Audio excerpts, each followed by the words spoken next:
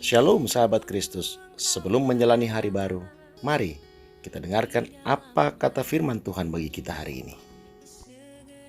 Yang saya pilih dari kitab Bilangan pasal 11 ayatnya yang ke-11. Demikian firman Tuhan. Lalu berkatalah Musa kepada Tuhan, "Mengapa kau perlakukan hambamu ini dengan buruk dan mengapa aku tidak dapat kasih karunia di matamu? Sehingga engkau membebankan kepadaku tanggung jawab atas seluruh bangsa ini."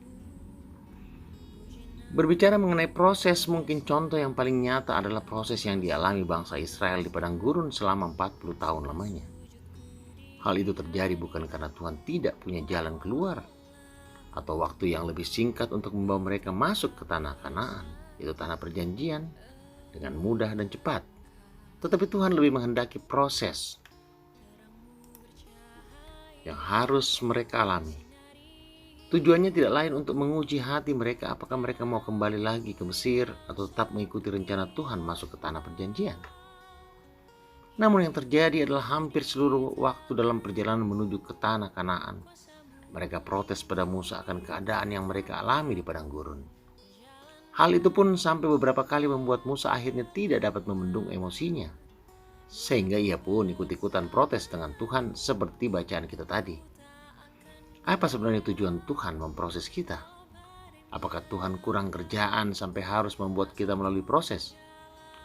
Apakah Tuhan kurang akal untuk menolong umatnya dengan segera sampai umatnya harus melalui proses? Jawabannya tentu tidak.